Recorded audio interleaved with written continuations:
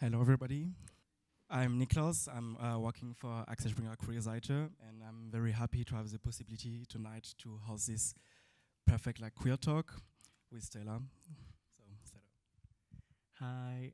Oh, can you hear me? Hi, I'm Stella from the board of CSD, and yeah, we're super happy to offer you this panel on trans healthcare and the challenge that Flint are facing. And yeah, it was a huge amount of work with QueerTalk, Niklas, Dirk, and other people of the network. So yeah, we hope you will learn stuff and be better allies for the trans community. And yeah, enjoy the panel. Thank you. Sorry. So, I would like to introduce you an amazing Colombian scientist and trans activist running for work for trans right advocacy. So, Transgender European Network. Transgender Europe. With over a decade of research in microbiology and cellular stress response, she focuses on sexual and reproductive health and rights, particularly infectious disease like HIV, TB, and hepatitis. Amanita champions policy, support at-risk trans communities, and leads research on SRRA with organizations such as Gilead Science, Transgender Europe, UNAIDS, WHO, and ECDC, and she's also the sweetest person, so please give a round of applause for Dr. Because she has a PhD. Give me that microphone. You are a danger without microphone, my love. Thank you so much. Welcome, everybody. Yes, my name is Dr. Amanita Calderon-Cifuentes. I am from Colombia. I am a trans woman, and I'm the HIV Research and Advocacy Officer of TGU, Transgender Europe and Central Asia. Today, welcome to QueerTalk Pride Edition. And I'm very happy and very excited to introduce the first of my panelists, and that is Angel Maxine. Angel is a leading figure in the Ghanaian LGBTQ community. She is celebrated as the first Ghanaian openly trans musician. Her multifaceted work encompasses music, activism, and public speaking, where she passionately addresses issues of LGBTQ rights, gender equality, healthcare, and social acceptance. So please give a big applause to Angel Maxine.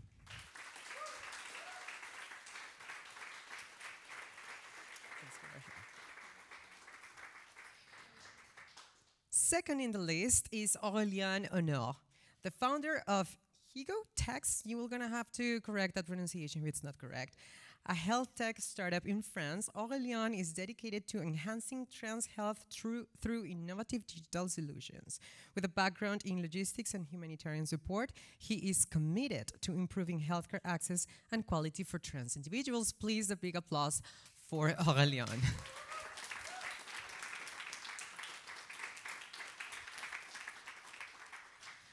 On third place, we have Suma Abdo. Suma is a trans woman based in Berlin who arrived in Germany as a refugee from Yemen. She has since become a staunch advocate for trans rights and safety. Her expertise in logistics and humanitarian support, along with her expertise in the tech industry, makes her a valuable voice in discussions on trans lives and workplace inclusion. Please give a big, big, big applause to Suma Abdo.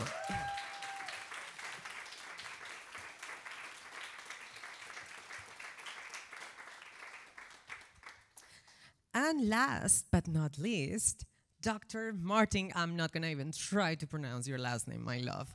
A sexual health activist and infectious disease physician working in Berlin and Zurich, Dr. Martin brings extensive experience in sexual health, substance use, and community projects. His insights will be invaluable to our discussion, offering a deep understanding of the intersection between healthcare and trans rights. Please give a big applause to Dr. Martin, my doctor, actually.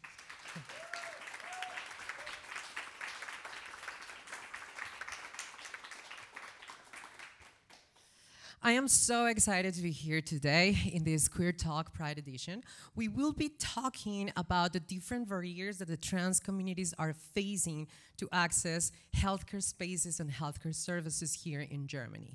But we're going to take a little farther than that. We want to talk about further marginalized communities, trans communities. So what is a further marginalized community?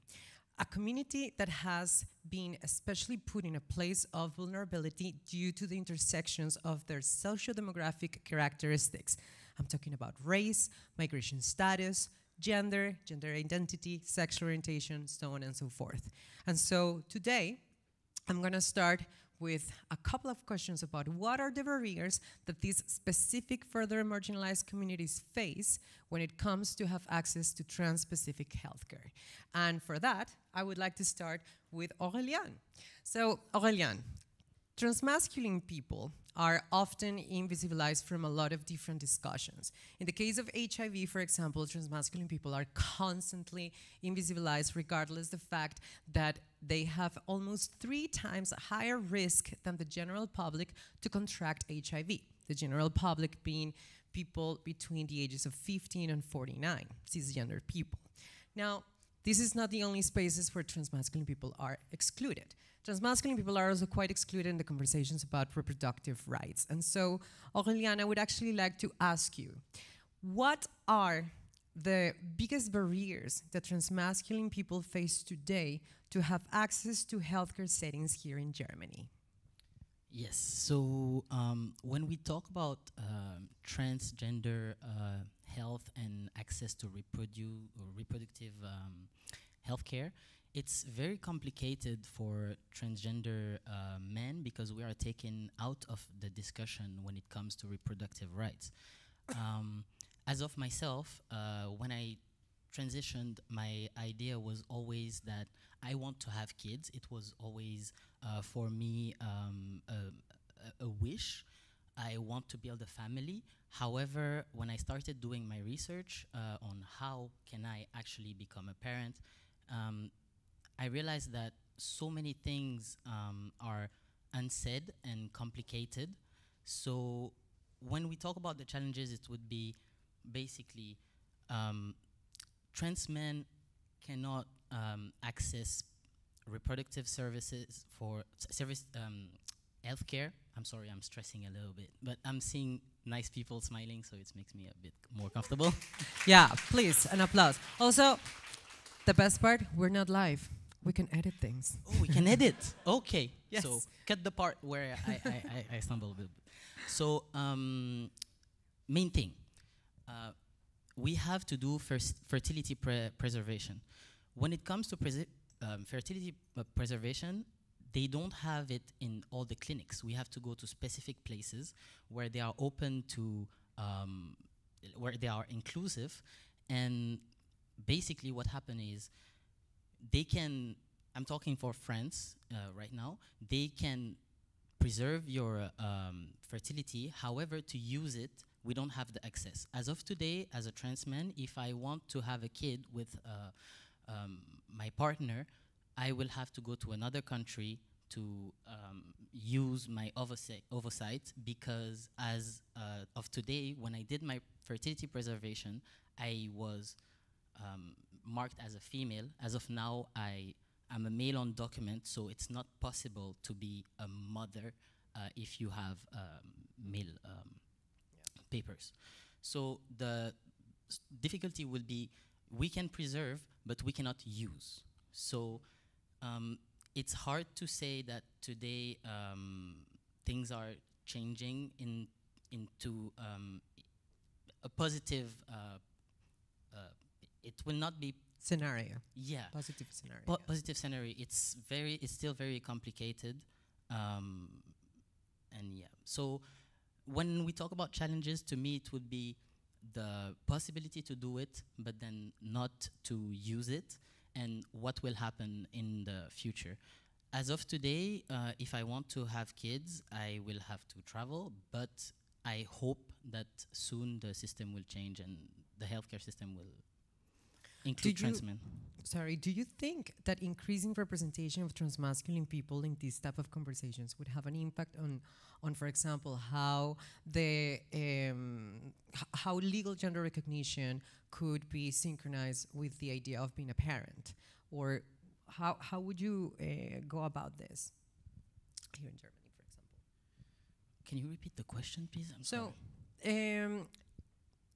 when you say that a father cannot be considered, a man cannot be considered a mother, right? How would you go about this? How would you try to solve this issue? We can increase representation of transmasculine people in decision places, but what type of decisions would need to be made in order to overcome that challenge? In order to overcome the challenge, I think the decision would be to, first of all, include everyone when we talk about reproductive rights.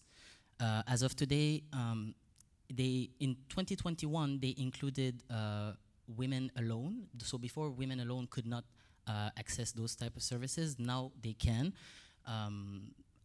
So I just think it's just about including everyone and not just focusing on trans people. To me, access is just for everyone. No one should be left out. So it would be to still talk and advocate about it and make people realize that we also want access to healthcare and inclusive services. But to me, it's more like of understanding, healthcare understanding us to make solutions. So to me, it would be to talk more about our problems and try to challenge the healthcare system by giving them a good vision, not vision, but talk about our experiences so they understand. So we need to educate them. Educate them, yes. We will get back to this later, but keep that in mind. Suma, you are as you were an asylum seeker from Yemen, right? The undocumented migrants and asylum seekers, specifically in the case of trans undocumented migrants and trans asylum seekers, face a lot of discrimination when they are coming to Europe. Germany is not the exception. Can you tell us a little bit more about the barriers that trans undocumented migrants and trans asylum seekers face when they arrive to Germany? So I would say like trans people or refugees, trans people, trans women, when they arrive to Germany, they will be put in a refugee camp. And in that refugee camp, there is no consideration for individual needs, which I can understand because the system cannot take every individual needs into consideration. But in the end, if we look into it, trans women, asylum seekers, or refugees are like, we are imposed to be covered even during the process because of security. Me myself, I had to face like physical violence in the camp, and you had to like as a trans person, you have to fight to find a person in the camp, in the system, who understands and moderate with trans and LGBTQI plus people. I was lucky because we could, like, there are rainbow refugees organizations that can support that, but not everybody is aware about that, especially like when you are in a process that is tough and hard and sometimes inhuman, because they ask about many different inhuman questions about your identity or gender. And yeah, so it's a struggle. Camps are not ready, the camps are not ready, and the employees in the camps are not trained to include trans women, so the expertise is missing there, yeah. Actually, that's a very interesting point. I'm gonna make a little bit of space for a follow-up question on this topic, and I wanna warn the public that I am going to ask you a question after I ask a question to Suma now. So, Suma, are the people working in these refugee camps trained on matters of SOGI sexual orientation, gender identity and expression, and sexual characteristics? And if they're not, what do you perceive that are the biggest flaws that they have? What are the things that they need to be educated on the most? People working in official departments, such as we are speaking about the asylum seeking or refugee camps, are not trained at all. There's no special or expertise about that. And they don't understand gender identity and trans issues, gays even, you know. I can exclude the gay people because at least it's like, you know, they are used to face those people, to face our other gays from the community, but when it comes to trans people, no. They lack this information, they lack the expertise, and nobody is like paying attention to that, to especially trans women, and we are the most vulnerable, like trans women in a camp full of families, different masculine people, cisgender people with different backgrounds and countries, is the most dangerous thing that a trans woman can pass through. And actually in Germany, like they send you to a random refugee camp, so you don't know where you will end, you know, so yeah. Thank you. For your information, only 17 countries out of 55 in Europe and Central Asia allow undocumented migrants to have access to pre-exposure prophylactic treatment, which is essential medication that prevents HIV infection. This is just a number that shows you how incredibly xenophobic is the legislation, not just here in Germany, but in many other parts of Europe. So, going to the public, really, really quickly, I actually want you to raise your hand if you know the differences between gender identity and sexual orientation. This is a queer crowd, so I'm expecting a lot of hands.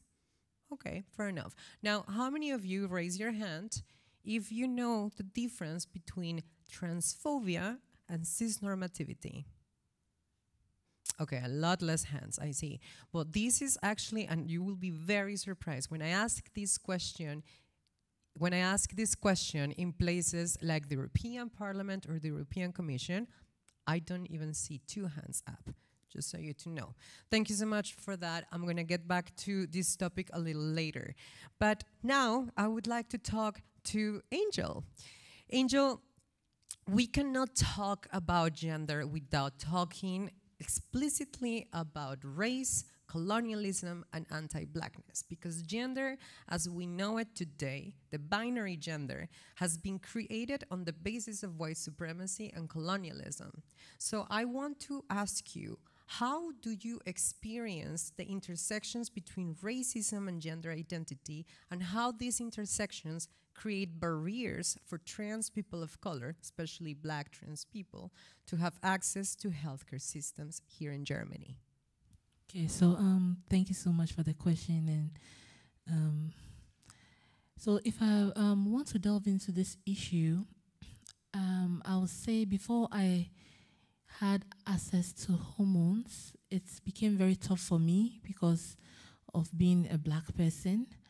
And it got to a point that I have to always prove myself to be a trans woman before I can have access to trans healthcare.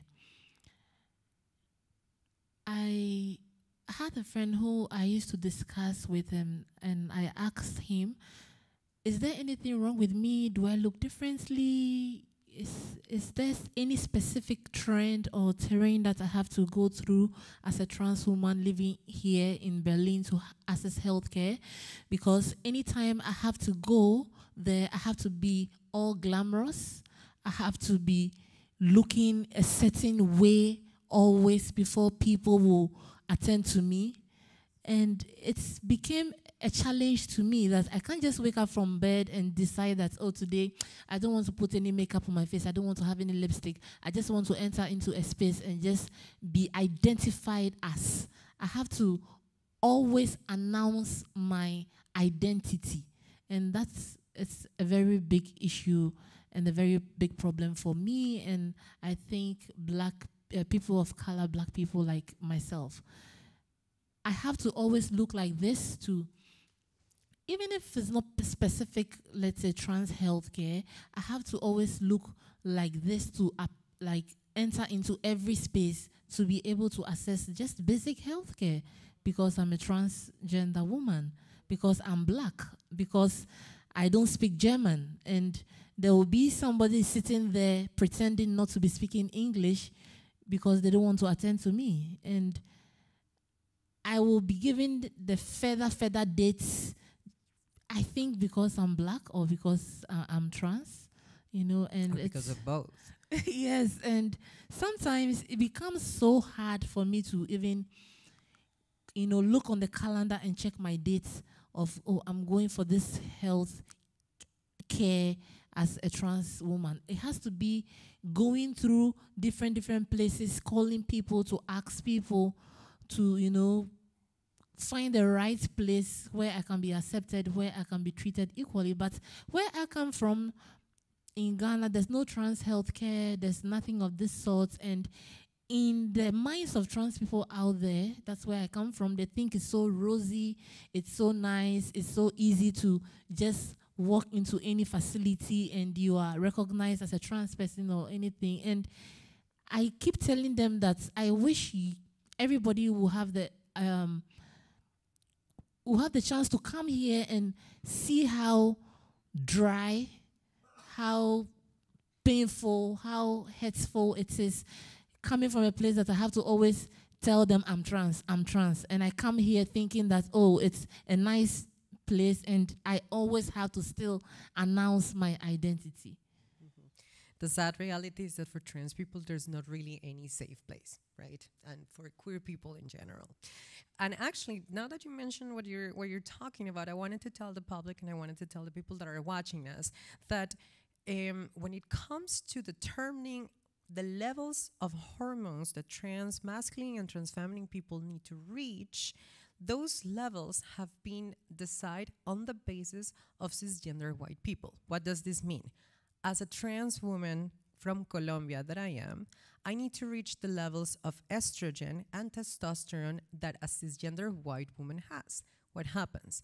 Naturally, people of color produce much more testosterone than white people in the majority.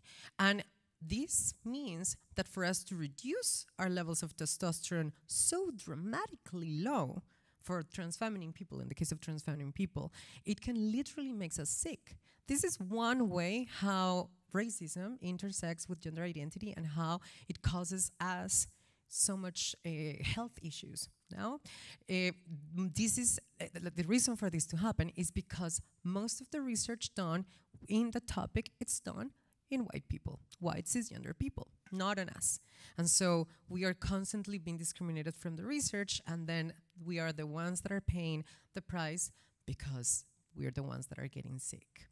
Now, I'm gonna try to change a little bit the setting of the conversation. I'm gonna try to talk about things that are a little bit more positive, because the reality is that not everything is bad, not everything is terrible, and in fact, Germany and other countries of Europe are, I wanna say they're trying their best, but the reality is that they could be trying way harder, but they're trying. Some people are trying, some countries are trying. Malta, for example. Do you know how incredibly wonderful is the trans-specific healthcare in Malta? There's a lot of different reasons, but there's one thing that I find specifically interesting, and it's the fact that in Malta, there is a big focus on preventing mental health. Why is this important?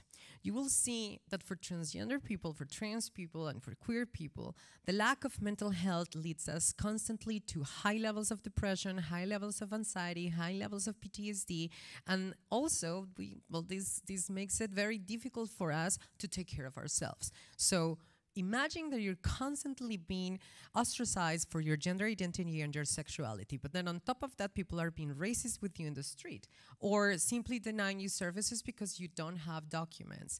Now, all of this added causes such high levels of minority stress that people simply do not have the capacity to take care of themselves.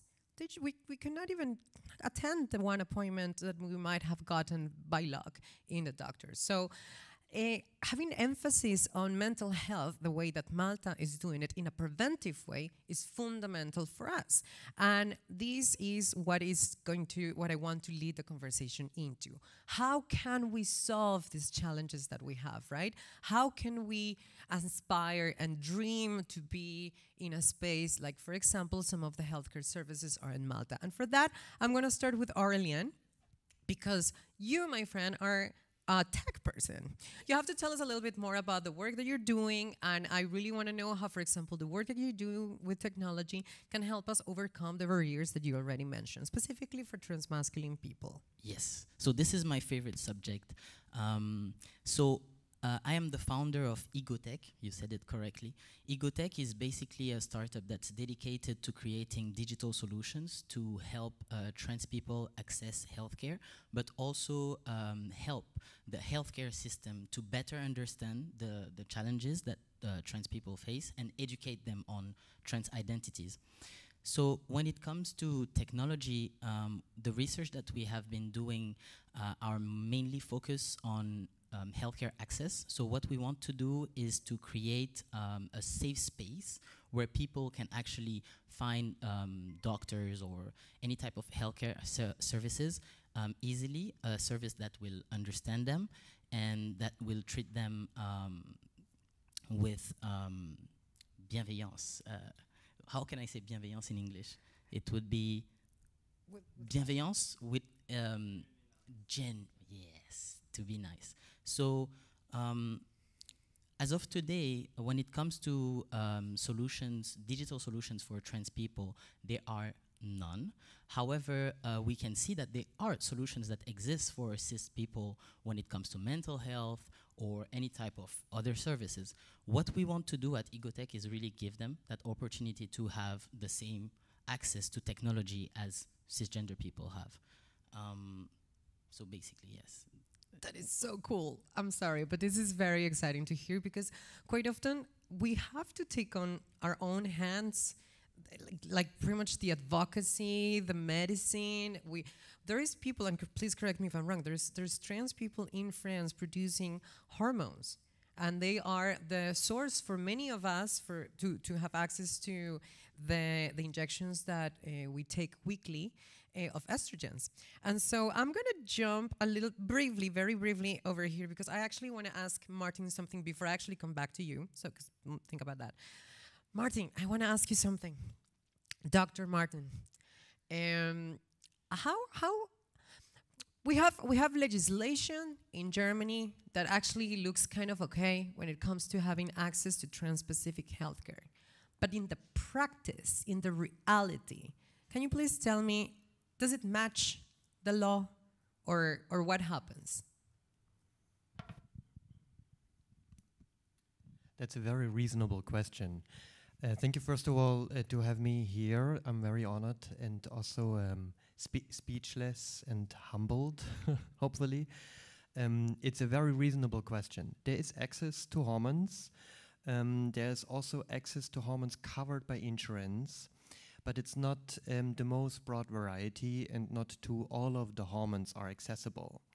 Some of the hormones that are mostly requested are also not even on the market. Some of them we have to re-import, which is quite difficult.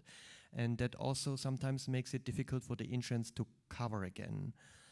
Some things are also covered when it comes to gender affirming, for instance, also conservative approaches, for instance, ergotherapy, physiotherapy, maybe also like binders or packers, even hair, can be covered by insurance once in a while, and probably the quality that you get is not the quality that you would maybe get from the illegal market.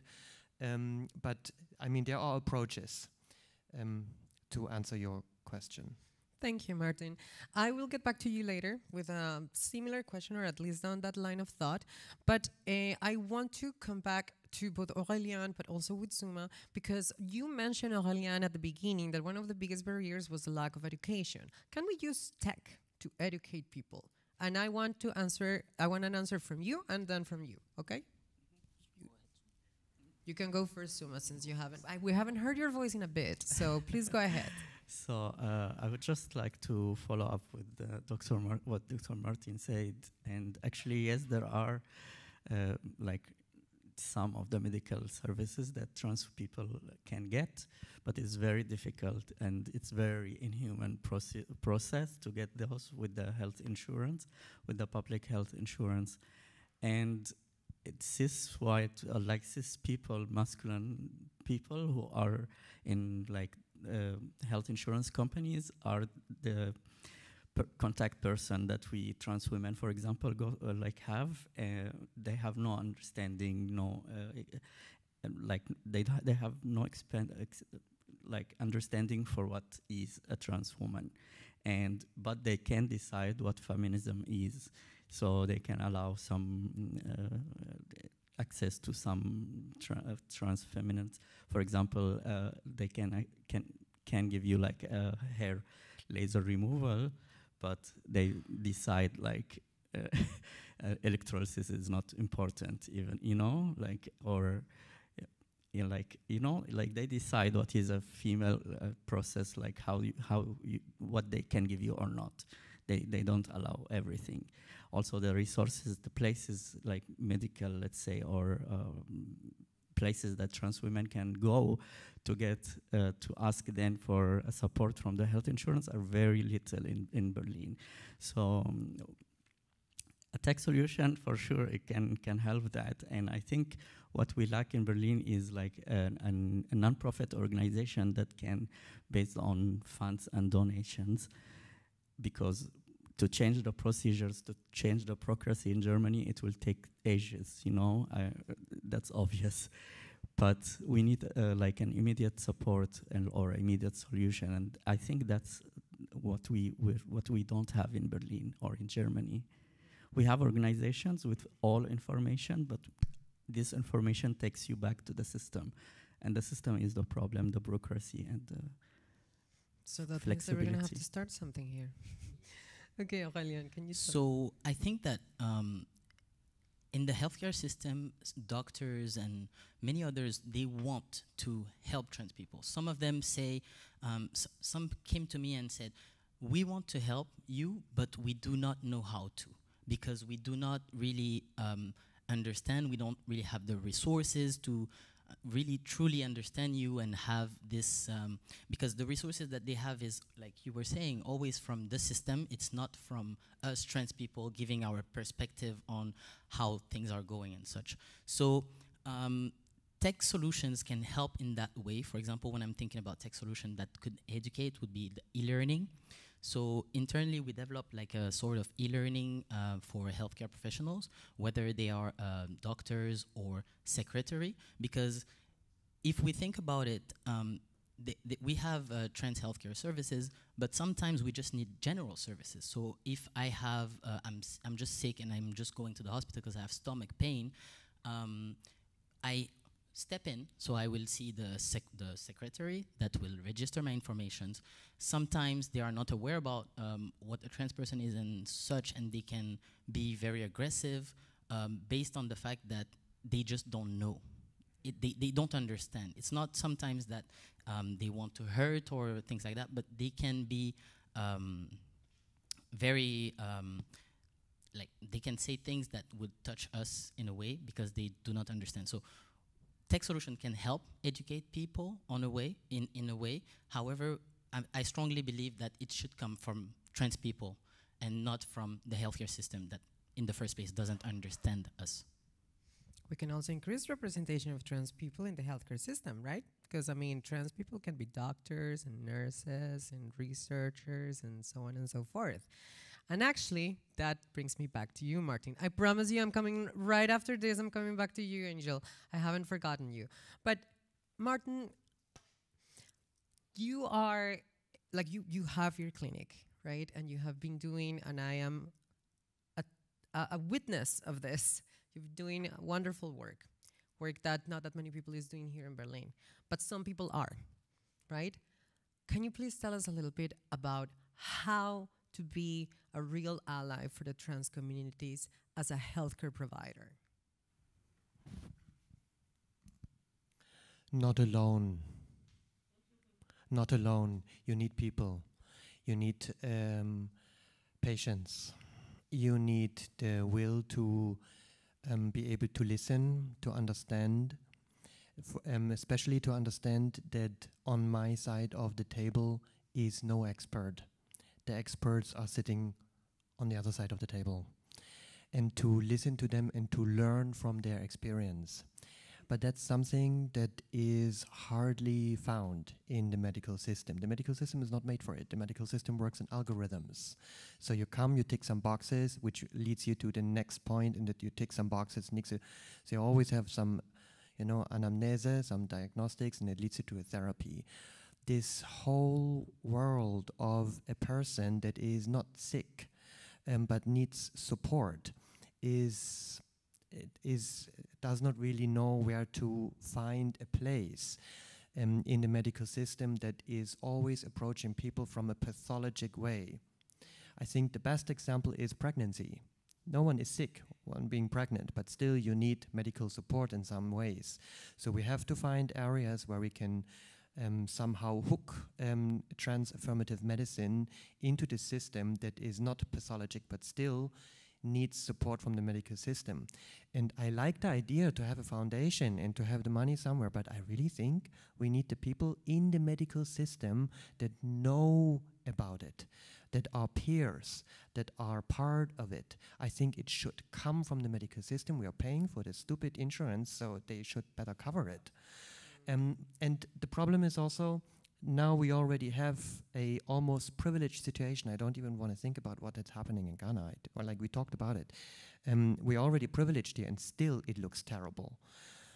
So what we have to understand is that we need the education, of course, in the universities, because medical professionals have to give a diagnose, again, pathology, have to give a diagnose even though no one was trained to understand on what base we should actually give this diagnose.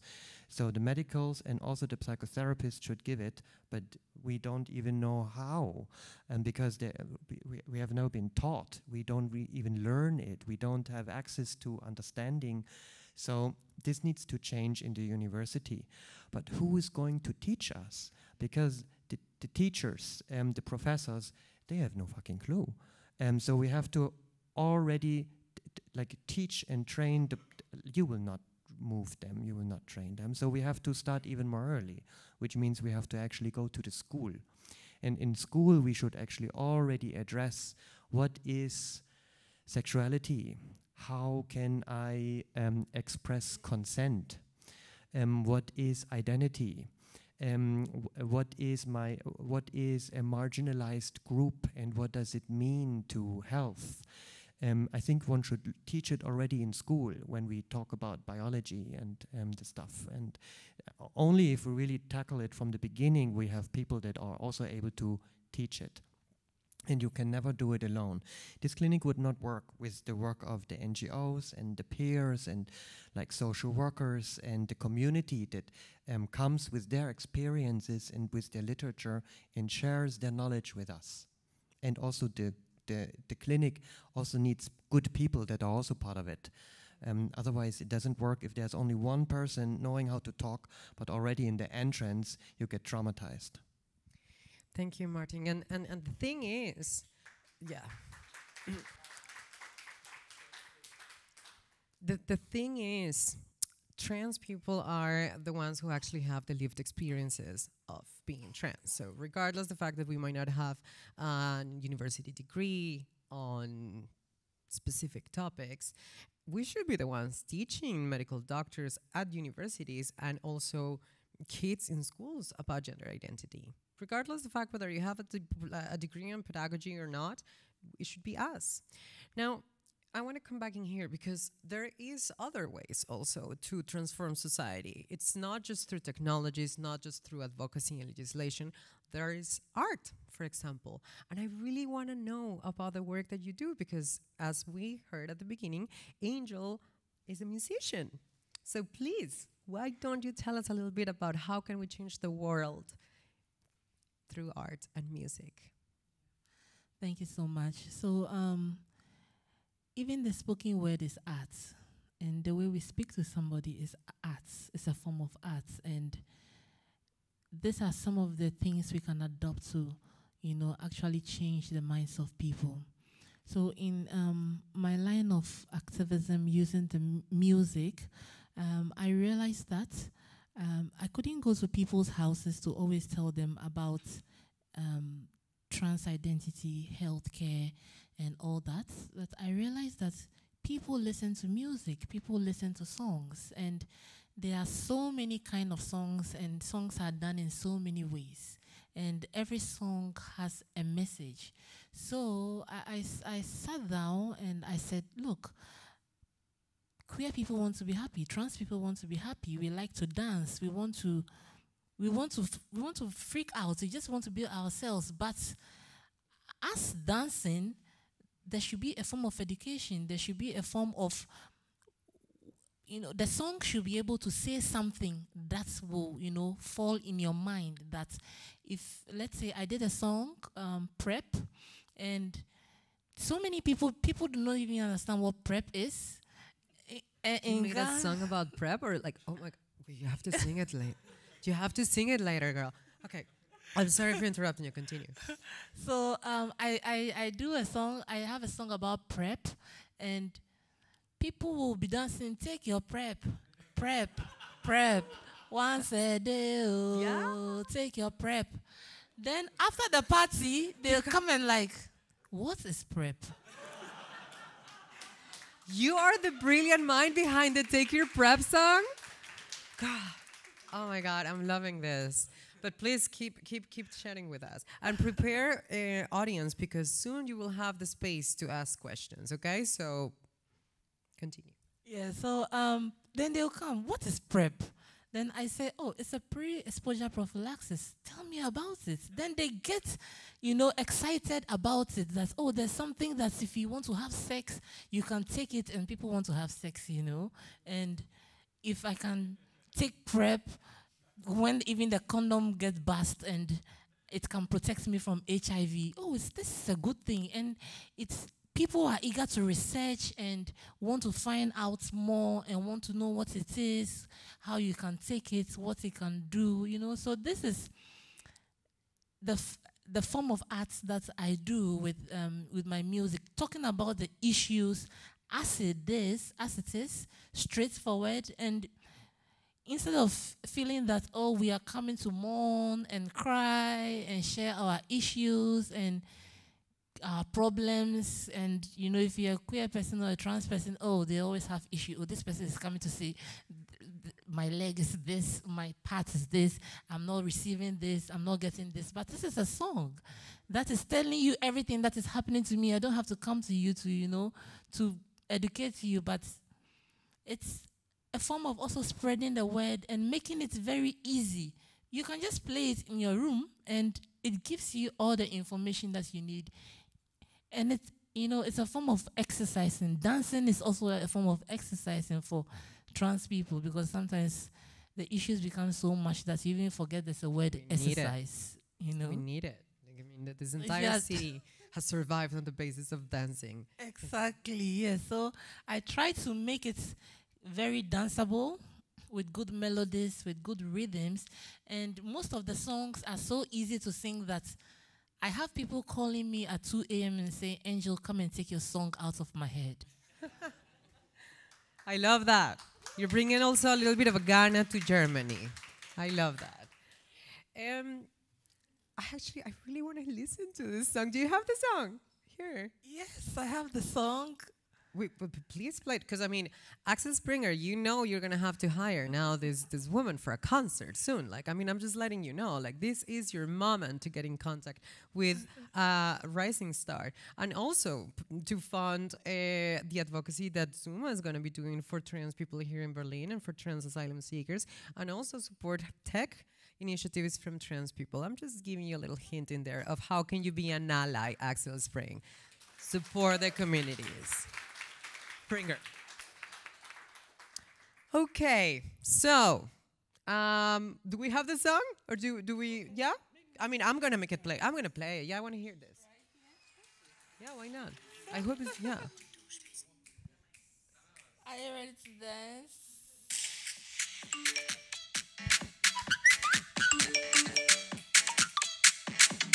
Take your breath, your pep, your I breath. love it. Once a day, take your breath, your pep.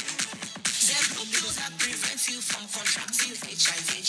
Ask your doctor, in case the condom bust. Take your breath, take your breath. You put 4 people of color in the stage and you were expecting us to stay sitting? Oh, forget it. Thank you so much. Fab. This is fab. I really appreciate it. We're going to have to listen to this song later again when we are after the event finishes. But I want to make some space for these beautiful faces that we have here in the crowd to ask questions, because I can't be the only one who asks questions, right? So I am going to open now officially the space for the public to start asking questions, because we have about 10 minutes of interactions. So does anyone have a question in here? Hey, hi everyone. I'm Magda. She, her? She, her, yeah, queen. My question is, I'm representing Poland during Miss International Trans, so I'm queen. Whoa. Woo! I have a question, but it's their time, not mine. What people here can do for trans individuals on daily basis?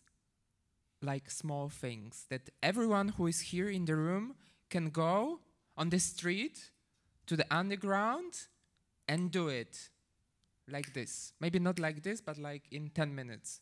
Like small things that those people can implement and be a change maker, because you have a power. Thank you.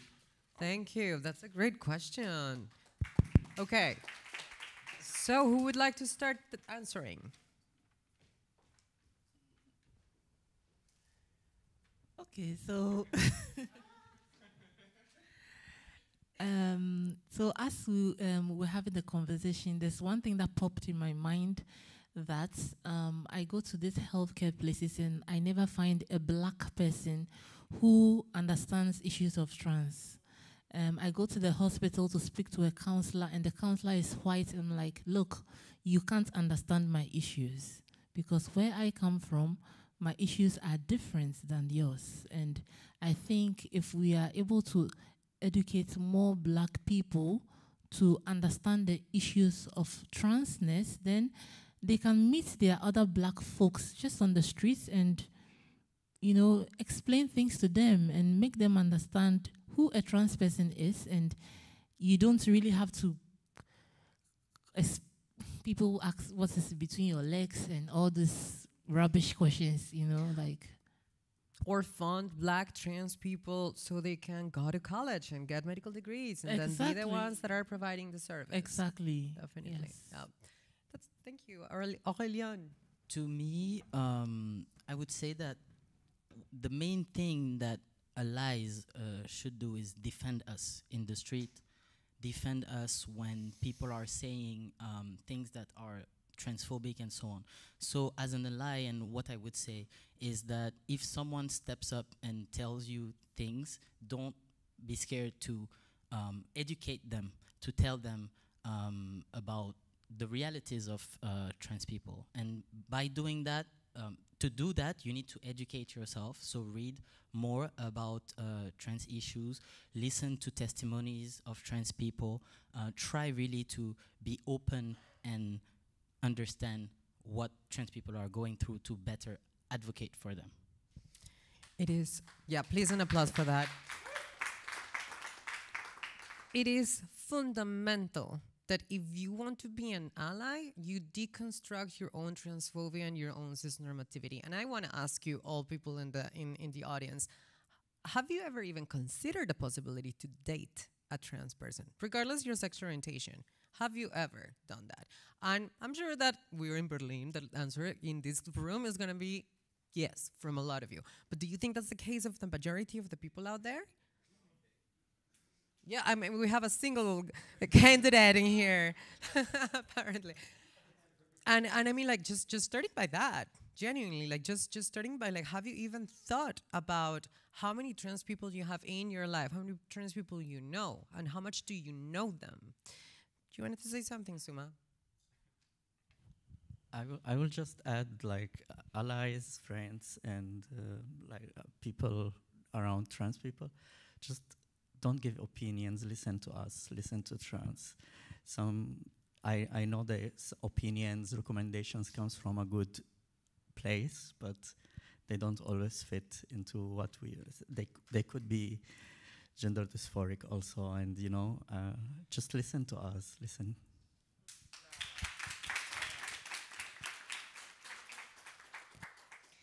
Because the lived experiences of trans people are just ours. You don't have it. The same way that the lived experience of a person of color is just of a person of color. Thank you for that. We had another question over here, and it's gonna be, I think that's pretty much the only time that we're gonna have. What is your names and your pronouns? She, her, Anna. Hi, Anna. Thank you. I have two questions, it's not exclusive, but directly to Dr. Martin in Suma. Dr. Martin, I'm a huge fan of Beta Praxis. I think your work is amazing. And as a cis woman, I have to say that and as a migrant woman, it's very surprising that German doctors are very conservative, including gynecologists, incredibly conservative.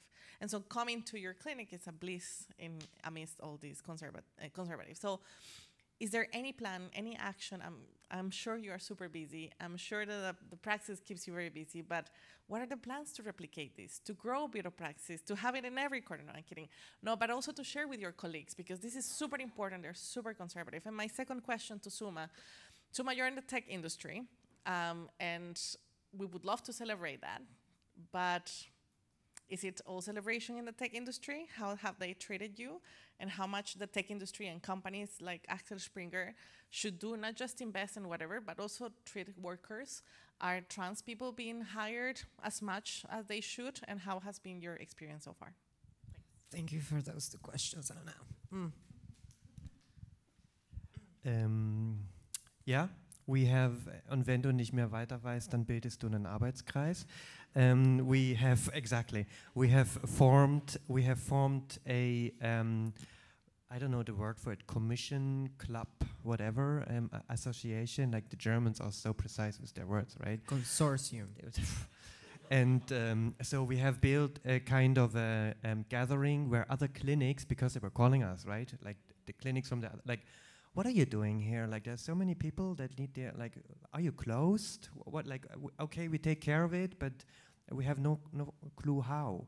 So we started to engage with the clinics that are in Neukölln and our surrounding, and we were starting to build and form an educational program that we can teach also other clinics of how to do it. We have now 5 big like subjects, and they are like sort of like, okay, how should I address and form, and how to form the language, but also then what do I need to understand, because the most important thing is the people that come, they have an age, like you have an age and I have an age, but when you take hormones, like what does it say that you are 27 or I'm 28? What does it say? Nothing, because the hormones, they change everything. So basically you start to have like a new biological rhythm. So then the question is, okay, what do we do with this information that this person is maybe 32 but takes hormones for like 2 years? Like, what does it mean to the person and to their changes and to the levels of laboratory and the blood that we take, or to like hair, or to like physical changes? And when I like talk to other doctors, what should I tell the other doctors as an orthopedic or a gyno? Like, is it important how long this person is? All these kind of things. So we educate this to other clinics of how to form it. And I also have to say, this clinic goes well because most of the people working in the clinics are not Germans, right?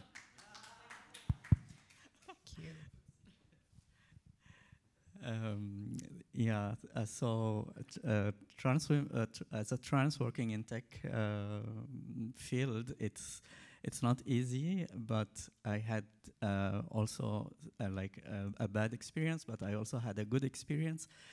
And I insist to exist in the field because of my expertise and experience, not because of my gender. And because we have to have access to this, because we are like based on our education experience, not on our gender. But it's not easy, and organization, corporations, they don't have a lot of information sometimes.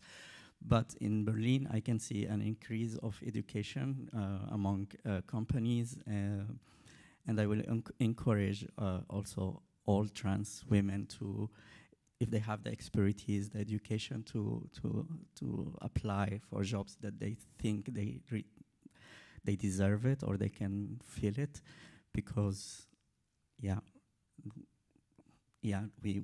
that's we need to live like a life that cis people live, you know, and earn money and work. So yeah, that's if I have a message, that will be my message in the workplace. Thank you so much. Do you want to say something, Aurélien? Go ahead. Yep. No. Oh. Okay. Yes. Yeah. So if I can add something about being in the tech field, as a trans person, when I entered tech, it was very complicated in the first place because people have those like they think about you as I'm sorry to say the word, but sometimes crazy. Like you're crazy for what you're doing. In my case, coming as a trans person in tech, having solutions for trans people, it was even like harder as also a black person. I have raised funds, so I'm proud to say we went to CES. So CES is in Las Vegas. It's the biggest tech event in the world, and we were selected to represent France there, and we are among the 1,200 most promising startups in the world as of today. So it's a big thing. It's a big thing. But Trans power. Yeah, but to reach there, it was very hard, and it was a lot of educating people on we belong to every spaces. It's not just tech. We are not there, but we are coming. So that's what I wanted to add. Thank you so much, Aurélien. Okay, we are coming to the end of this panel talk. But before we finish, I want to ask the three of you, one last question. In 1 minute, less than 1 minute, give me 30 seconds. What would you dream the healthcare of Germany would be like? In the case of Aurélien, the healthcare of France. In 30 minutes. Ooh. Good job, good catch. Nicolas, you have 1 minute. Go, Aurélien. 1 minute for 1 minute. what to change in the healthcare system? What would be the dream? The dream? The dream healthcare system in France for you? For me, the dream healthcare is going to hospital and not feeling like I'm judged.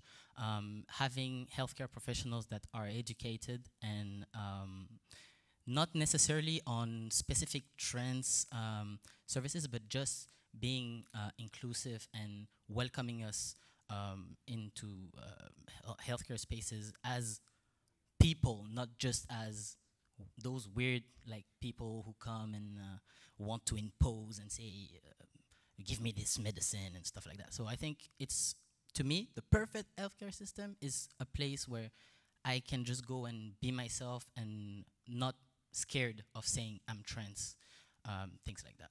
So yeah, that would be the perfect one. Thank you. What about you, Angel?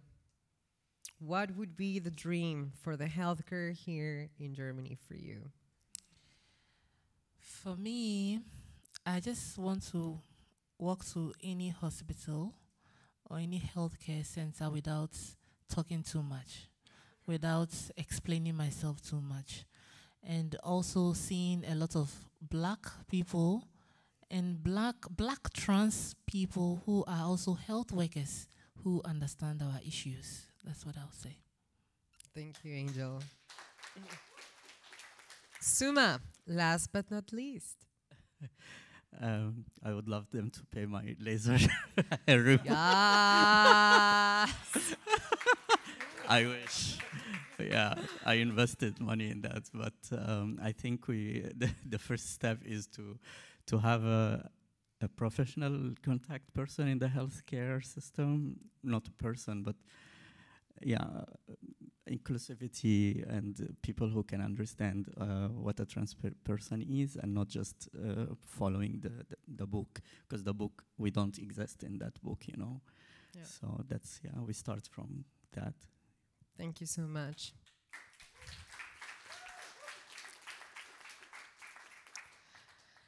I have to say, for me, the dream happened when I moved here and I met Vero Praxis, and I started being treated by Martin and by Elena. And I have to say, the only thing that I would add is more preventive mental health issues, and many Vero Praxises all over the country and the city. Can I add this also? I want also to say that it was also a bless that I found Dr. Martin and Vero Praxis, and I was amazed how I started transitioning with them. So I'm very grateful and happy that that's a big thing. I found this. Yes, really. Thanks. Yeah. Please. And with those words, I want to say a special thanks to Axel Springer for facilitating this space, to Christopher Street Day for organizing all of this, and of course to Transgender Europe and Central Asia for being advocates and pioneers in the work that trans advocacy is doing today. Thank you so much. My name is Dr. Amanita Calderon-Cifuentes, and this was Queer Talk Pride Edition. Bye.